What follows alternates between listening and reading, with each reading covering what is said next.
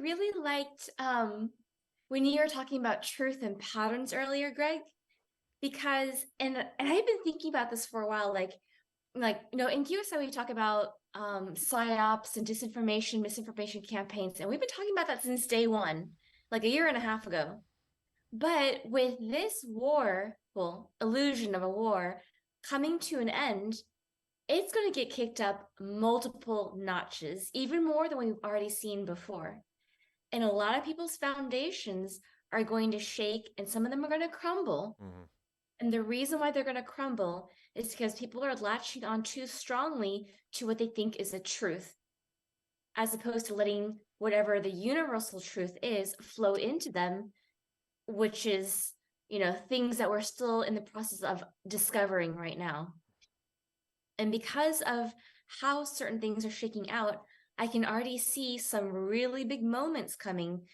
I mean, for QSI, yes. For Stellar, yes. But for the whole truther movement, some foundations are going to get shaken so badly. And the people who hang on too closely to that, I don't know when they'll be able to recover.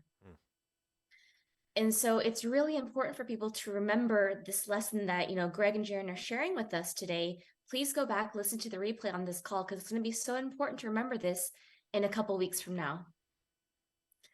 And we have to kind of like dial back and see, like I even remember having a conversation in QSI chat with a couple different people because and I can't remember names at this point, but we had a whole conversation around dyslexia and how some people were like, "Oh, well, I'm dyslexic, and so I got the spelling of the memo wrong, and it's hard for me to remember the numbers or the letters, the sequencing of it to type it.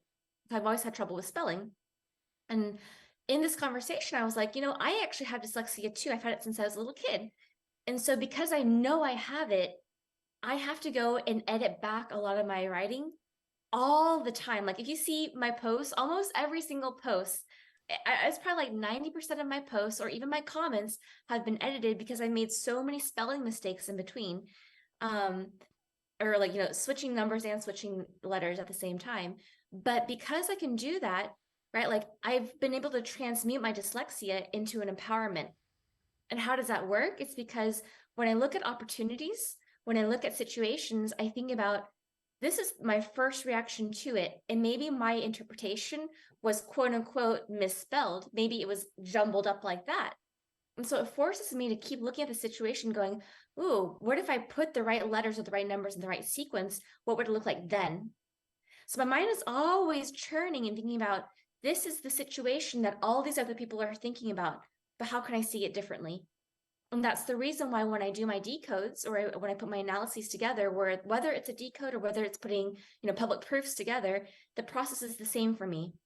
I turn over all the information all the time, and I keep thinking, how can I see it in a different way that nobody else has seen before? And I personally have not seen it before either. Can I arrive to a new conclusion every time? So within decoding or within, creating analyses, that helps me refine my process.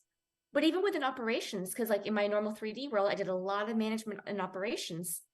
And that helps me find how can I make things more efficient? How can I make things more effective? Because again, guys, it's all about churning what you think you already know into refining and honing in on, what you might not have known, what you see with new light, and how can that help you in the process of new discoveries all the time. So Yeah. loving today's lessons. Yeah. Great.